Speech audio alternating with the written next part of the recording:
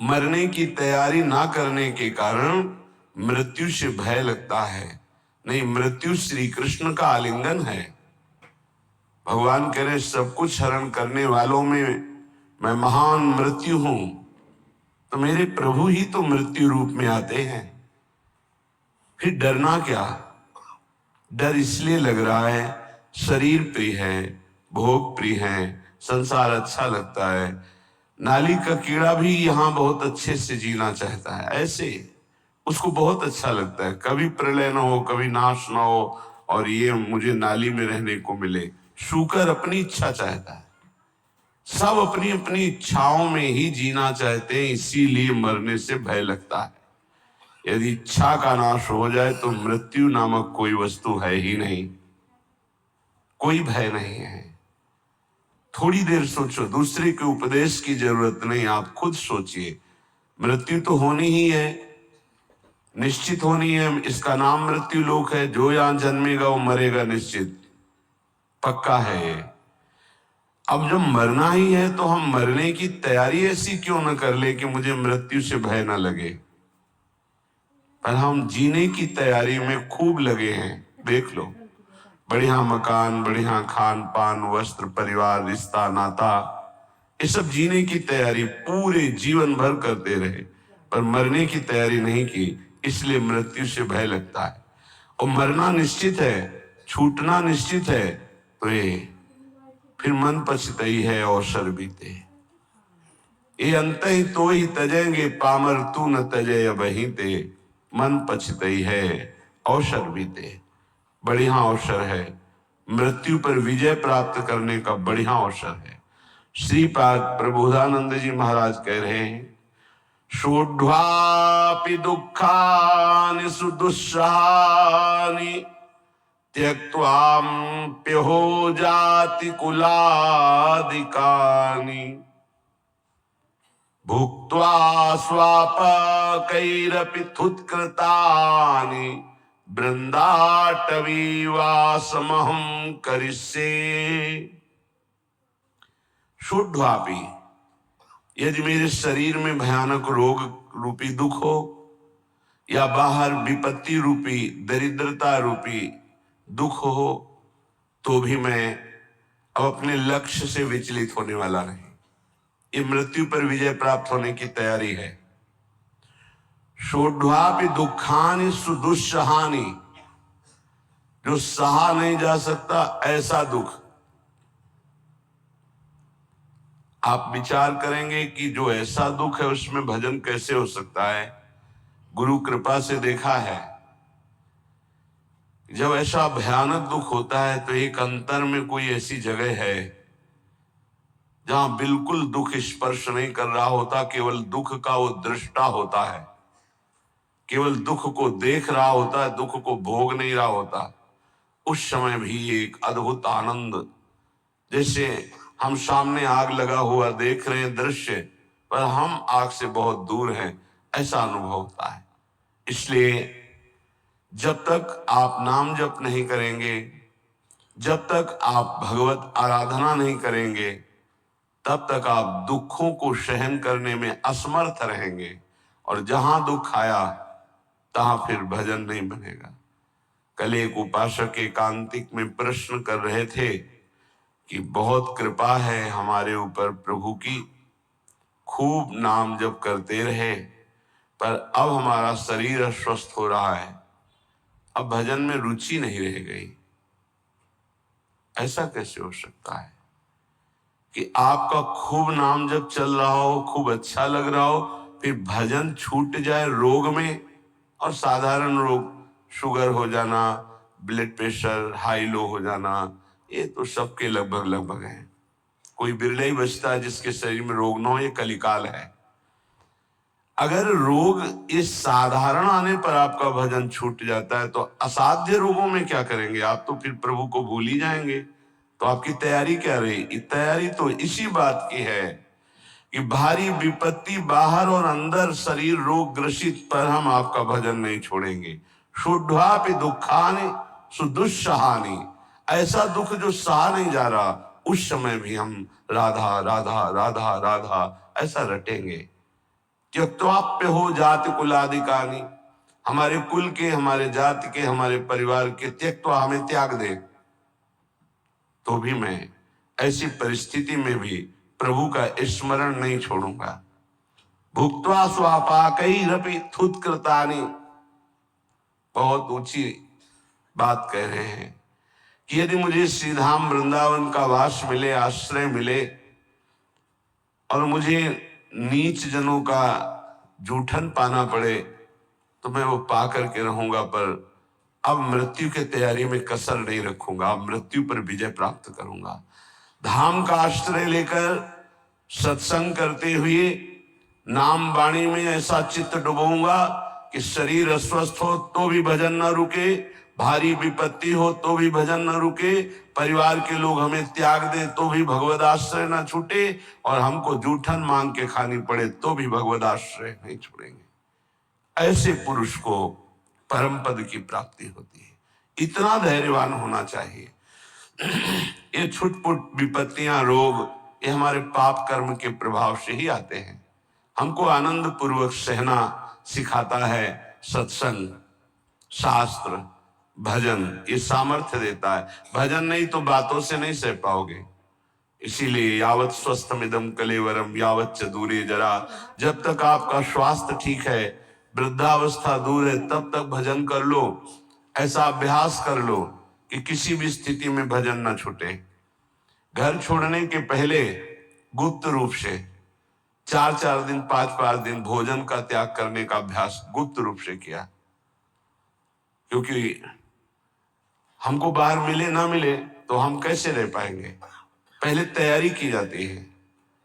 एक एक को मृत देखा, एक एक को मृत देखा, माँ को, परिवार को, सबको। जब अंदर आ गया कि सब ये शरीर मृत हैं, और अंदर ही आ गया कि कई दिन भोजन न मिलने पर भी मैं भजन अपना नहीं छोड़ पाऊं, नित्य निरंतर भजन करते हुए मैं बाहर परिवार से, भोजन से, सबसे विलग होकर के भी जी लूंगा। पहले अभ्यास किया, फिर निकल पड़े। जब निकल पड़े तो कदम पीछे नहीं, आगे। चाहे जितनी गाली, अपमान, दुख, सर्दी, गर्मी, बरसात, हर कष्ट सहते हुए पशुवत शरीर का व्यवहार, जैसे पशु ऐसे व्यवहार, जैसे पशु के न रजाई है न कंबल है, जो मिला सो खा लिया, जहां मिला वैसे पड़ा, ऐसे शरीर। तब वो जाकर के अंदर वेदना जागृत हुई, कैसे ब्रह्मबोध हो, कैसे भगवत प्राप्ति हो। अब तो जीवन का लक्ष्य केवल भगवत प्राप्ति। तब जहां कहीं भी चित्त की वृत्ति विशेष संयोग के लिए लालायित हुई, वही रो रो कर प्रभु से प्रार्थना, प्रभु बचाओ, ऐसी वृत्तियों से बचाओ जो आपसे विमुख कर रही। बस एक ही उपाय मिला है आज तक विषयों पर विजय प्राप्त करने का, रोकर भगवान से प्रार्थना करना। नहीं, विषय इतने प्रवीण है कि इंद्रियों को बलात् अपने में तन्मय कर लेते हैं। इंद्रियां इतनी प्रबल है कि मन को बलात् अपने में अधीन कर लेती। मन इतना प्रबल है कि बुद्धि को अधीन कर लिया। बुद्धि इतनी प्रबल है कि जीवात्मा उसी में तन्मय होकर भोगों में लग गया। ये कहने में इतना समय लगा, तन्मय होने में इतना भी समय नहीं देता। विषय 1 सेकंड में तन्मय करा देता है। जहां तन्मय हुआ वहां भ्रष्ट हुआ। इसलिए कैसी भी परिस्थिति हो, भजन का अभ्यास कर लो। जीवन में एक ही बात दृढ़ निश्चय रही गुरु प्रताप से, हमारा स्मरण न छूटे। बस उसके लिए पूरा जीवन लगा दिया गया है, स्मरण न छूटे। हजारों के बीच में या एकांत में, भूख प्यास में या छके हुए, अपमानित होकर या सम्मानित होकर, सर्दी, गर्मी, बरसात, कोई भी परिस्थिति हमें भगवान से विमुख न कर पावे। कोई कहने वाला थोड़ी था परमार्थ में जब चले, कोई सिखाने वाला थोड़ी था। एकमात्र परमात्मा स्वरूप गुरुदेव हर समय साथ रहते, हमारे दिमाग में रहते।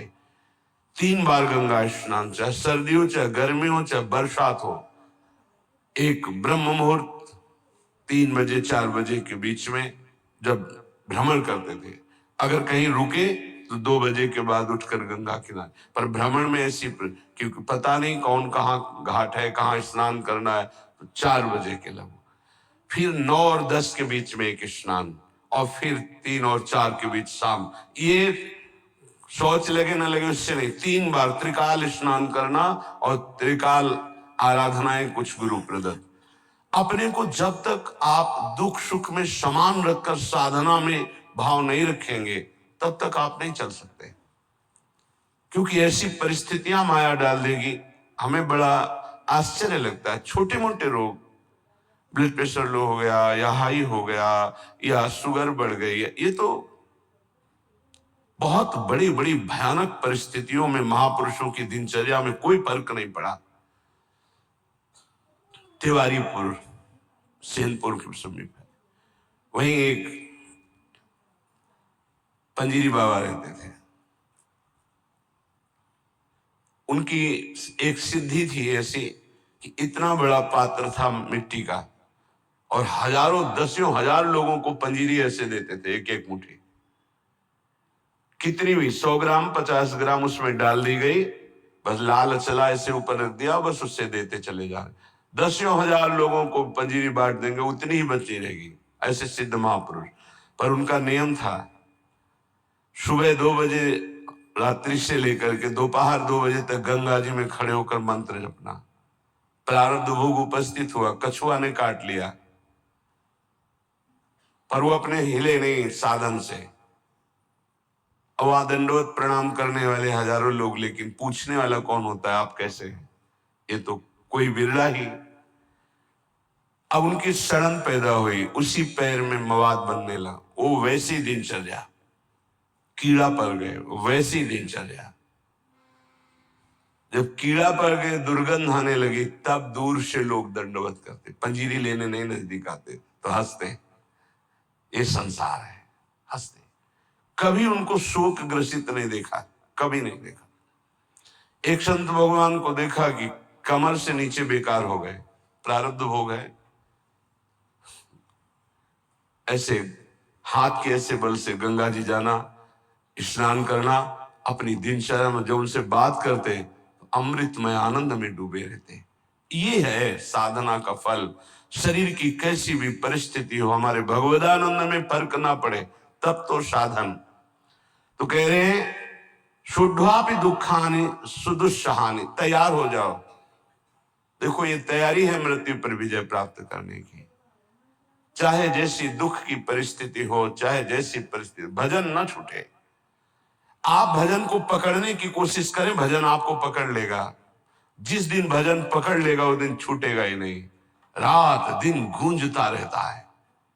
कैसी उसको आनंद की अनुभूति होती होगी जिसका निरंतर मंत्र चलता है, नाम चलता है। तो नाहम गमिष्यामि सताम समीपतो, वृंदावन छोड़कर, वृंदावन के रसिकों को छोड़कर मैं किसी भी महापुरुष का संग नहीं करूंगा। नाहम गमिष्यामि सताम समीपतो, जो प्रिया प्रीतम के प्रेम रस से अनविज्ञ हैं, उस रस के ज्ञाता नहीं है, मैं उनका सत्संग नहीं करूंगा और ना ही करना चाहिए। क्यों? क्योंकि हमारे भाव को पुष्टता मिलेगी, इष्ट मिले और मन मिले, और मिले भजन रस रीति। जहां इष्ट मिले, भजन रस रीति मिले, प्रेम रस का मन मिले, वही सत्संग में रंग आएगा, अन्यथा बाधा पड़ जाएगी। क्योंकि बहुत प्रकार की भक्ति है, बहुत प्रकार के भक्त हैं, बहुत प्रकार की साधना है, बहुत प्रकार के साधक है। तो हमारे समाधान का, चित्त के समाधान का विषय रसिक जन है। रेमन रसिकन संग बिन रंच न उपजे प्रेम। इसलिए महाप्रभु हरिवंश चंद्र जो भी कहते हैं, वृंदान सर्व महता मपहाय दूराग।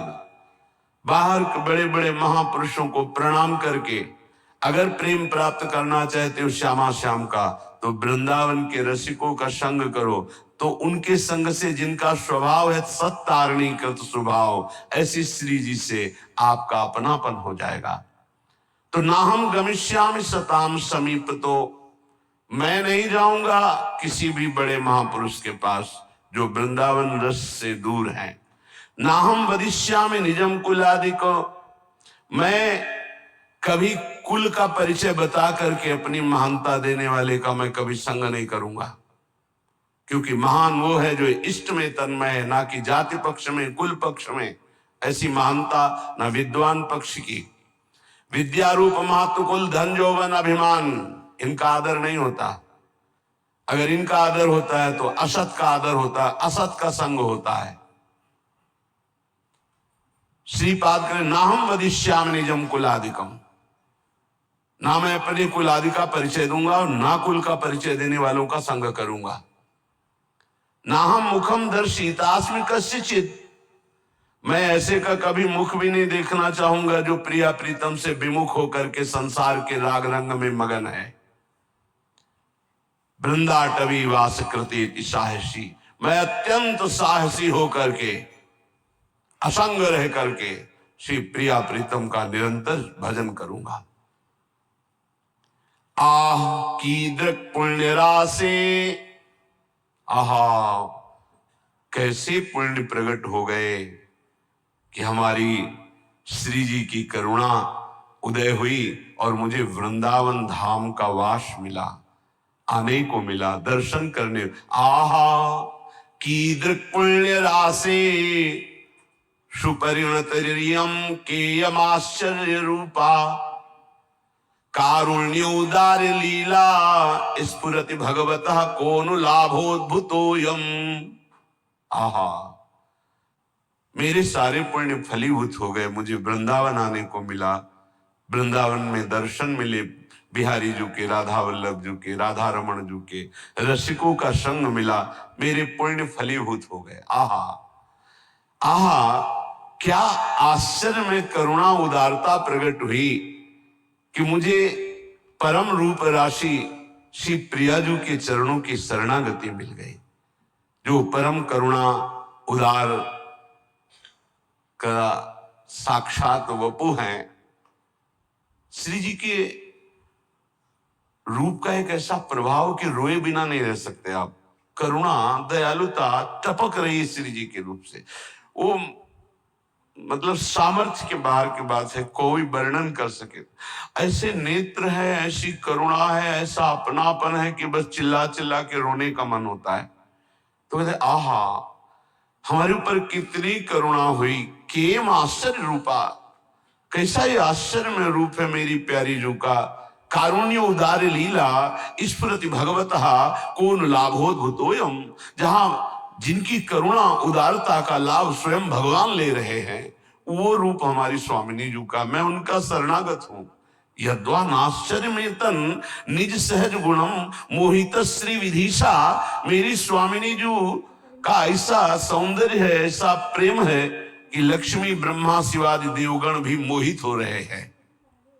यद्वा नाश्चर्य में तन निज सहज गुणम मोहित श्री विधि ईशा, श्री लक्ष्मी जी, विधि ब्रह्मा जी, ईशा भगवान महादेव, उच्चैर वस्तु, ऐसी दिव्य प्रेम वस्तु वृंदावन मिद मवन उयत स्वयं प्रादुरस्ते, मुझे वृंदावन की भूमि ने प्रदान किया।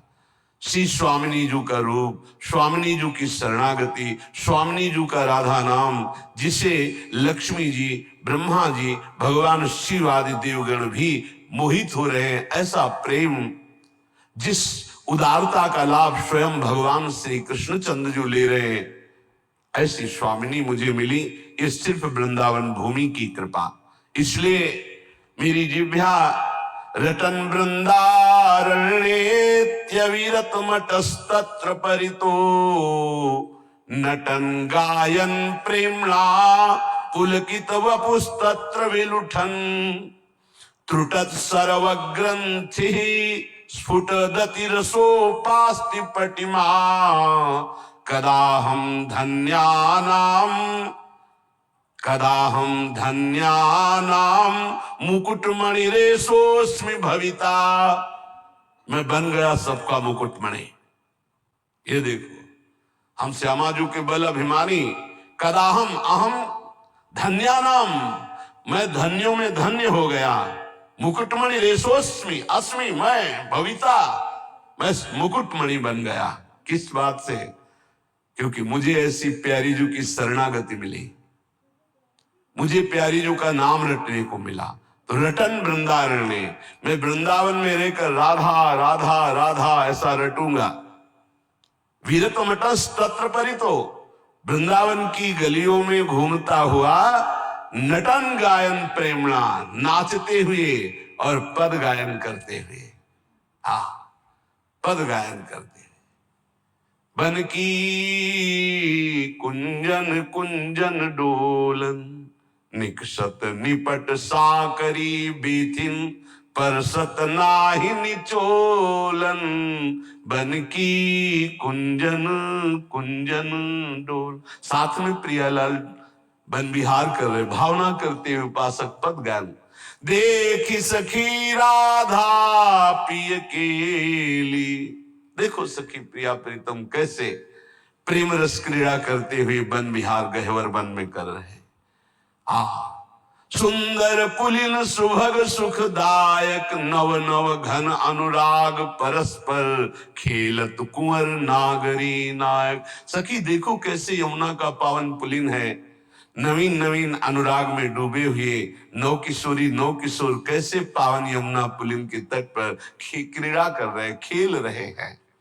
आज निकुंज मंजू में खेलत नवल किशोर नवीन किशोरी। देखो सखी आज सुंदर नवम नवम जहां शोभा प्रकाशित हो रहे, ऐसे नवीन निकुंज में हमारी नवल किशोरी जो खेल रहे।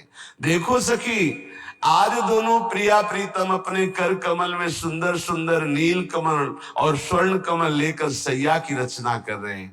नवल नागर किशोर मिली, कुंज कोमल कमल दलन सिज्या रची।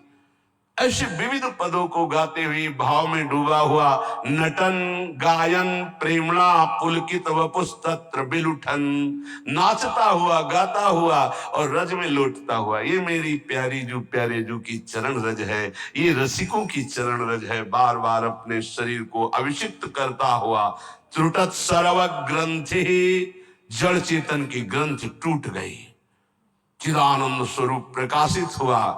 तो क्या कदा हम धन्या नाम, मैं धन्य हो गया। मुकुटमणि रेशोस्मि भविता, मैं मुकुटमणि बन गया, भक्तों का मुकुटमणि। ये सर्वोपरि महामाधुर्य रस में स्थित गर्व से कहते हैं धन्या नाम मुकुटमणि रेशोस्मि अस्मि भविता, क्योंकि वृंदावन की भूमि ने मुझे महान बना दिया। निरंतर राधा नाम गायन करते हुए, राधा यश गायन करते हुए, रज का सेवन करते हुए अपना जीवन वृंदावन को दे दिया। तो धन्या नाम, धन्य धन्य धन्य तेई जे इनके उपासी है।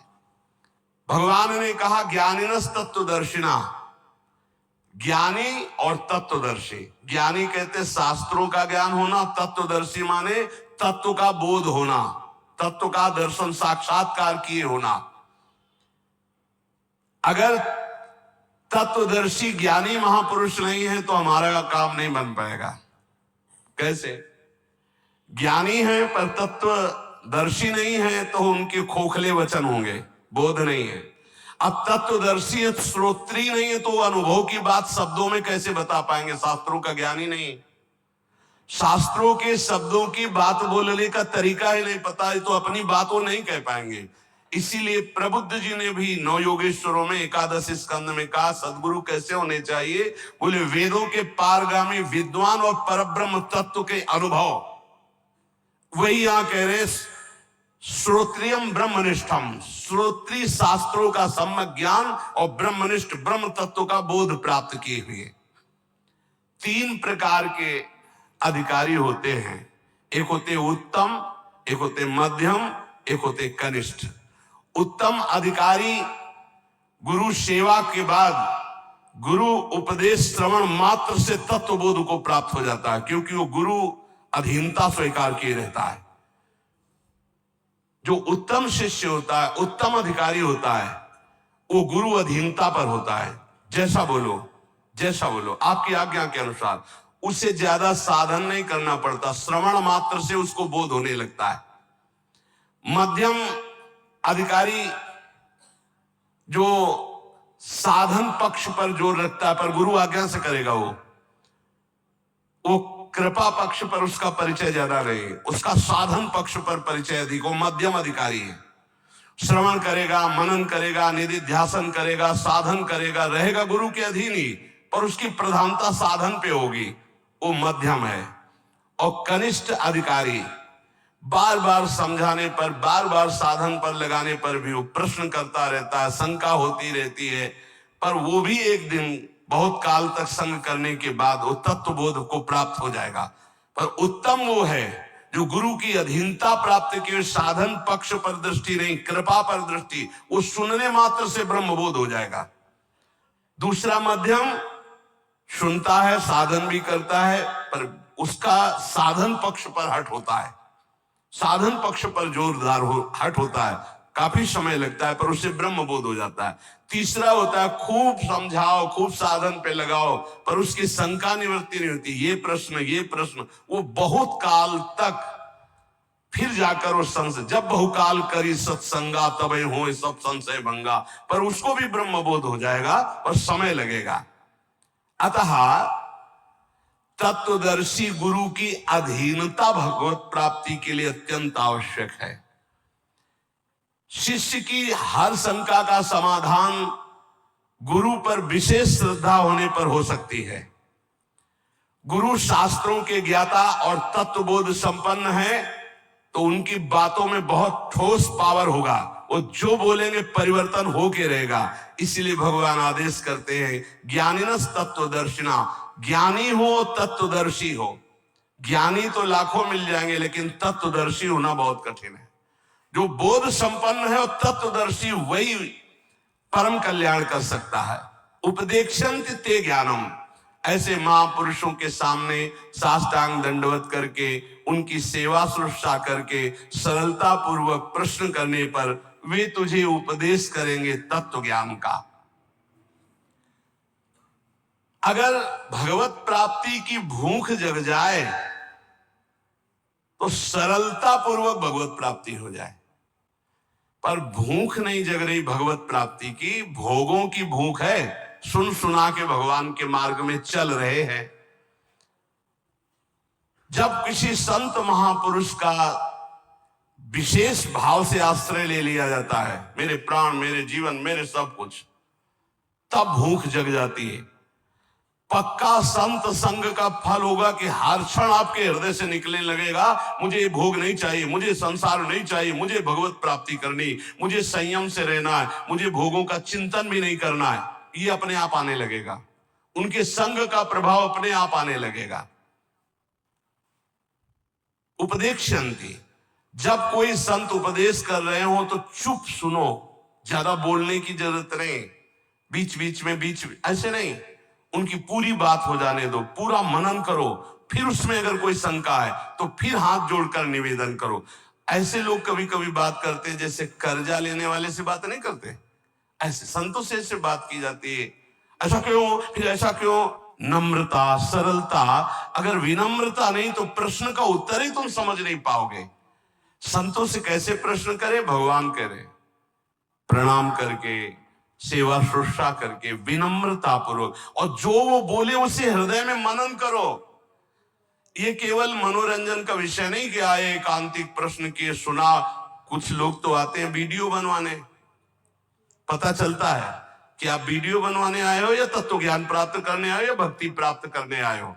एकांतिक का मतलब केवल भगवत प्राप्ति, केवल भगवत प्राप्ति। अगर भगवत प्राप्ति जनित प्रश्न नहीं है तो फिर उसका कोई लाभ नहीं। संतों के पास जाओ, उपदेक्षन्ति, वो जब उपदेश कर रहे हैं तो उसका बोध प्राप्त करो, भगवत मार्ग में चलो। यज ज्ञात्वा न पुनर्मोहो मेवं यास्यसि पांडव, येन भूतान शेषेण द्रक्ष्यस्यात्मन्यथो मयि। अपने वैभव, पद, इनका परिचय देने संतों के पास नहीं जाया जाता। आप बात समझो, इनका परिचय न, परम पद का परिचय लेने जाया जाता है संतों के पास। यही अब दुर्भाग्य हो रहा है तो हमें लगता है कि संसार की पद प्रतिष्ठा तो बहुत ही है, अगर संतों के पास जाए तो परम पद प्राप्ति की जनित प्रश्न करे, वैसी भावना से जाए तो लाभ मिले, नहीं तो काहे को समय बर्बाद करोगे अपना भी और संतों का। कुछ लाभ नहीं मिलने वाला। संतों के पास तभी लाभ मिलेगा जब अनंत भगवान से संबंध रखकर जाओगे, नहीं तो नहीं मिलेगा, अपराध बन जाएगा। संतों का संग भगवत प्राप्ति के लिए, संतों के यहाँ प्रश्न भगवत तत्व के ज्ञान के लिए, इस सांसारिक विजय के लिए मत मांगो। सांसारिक विजय के लिए आपका आचरण है, आपका आचरण। आप किसी पद पे हो, आप किसी अधिकार पे हो, हमारी जनता ने आपको आपके पद पर अभिषिक्त करने की जो ठान ली, तो फिर आप बन जाओगे। और जनता को तुमने, अब आप कोई पदाधिकारी बन गए, जनता ने बनाया, 5 साल नगर गए ही नहीं, जानते नहीं उनकी समस्या क्या है, एसी रूम छोड़े नहीं। अब फिर जब आया तो फिर विजय श्री, तो ये संतों के आशीर्वाद से नहीं होगी, ये प्रजा के आशीर्वाद से होगी। जाओ नगर नगर जाओ, हमारे भारत के अब जिस क्षेत्र के तुम हो उस क्षेत्र में अपना परिचय दो, फिर देखो तुम्हें किस दृष्टि से देखते हैं। ये प्रजा ही वोट देकर तुम्हें बनाती है, तुम उनकी सेवा करो, इन्हें भगवान मानकर इनकी कामनाओं की पूर्ति का जो अधिकार तुम्हें मिला है वो करो, तो तुम इनके लाडले होगे, अपने आप विजय को प्राप्त हो जाओगे। इसमें संत आशीर्वाद की क्या जरूरत है? संत आशीर्वाद की जरूरत है। जितेंद्री बनो, मनोनिग्रही बनो, जय विजय में, पराजय में और महान उत्सव में समान भाव रख सको और राष्ट्र सेवा का भाव रख सको, तब तो बात समझ में आवे। भगवत भाव वाले संतों के पास केवल भागवतिक प्रश्न लेके जाओ तो यदि ज्ञात्वा न पुनर्मोहो मेवम यास्यसि पांडव। वीर शिवाजी चक्रवर्ती सम्राट जैसा वैभव रखने वाले थे, छत्रपति कहा जाता था, छत्रपति शिवाजी। लेकिन जब संतों के पास जाते थे तो राजमद से अलग होकर साधारण बनकर नंगे पैर जाते थे, सर भी खुला नहीं, पादुका भी नहीं, अंगरक्षक केवल एक साथ, साफ दूर राज वैभव, फिर जाके सत्संग करते थे। श्री तुकाराम जी के पास या बड़े बड़े महापुरुषों के पास या अपने गुरुदेव स्वामी समर्थ रामदास जी के पास, बड़े बड़े महापुरुषों का संग कैसे किया जाता है? दैन्य होकर किया जाता है।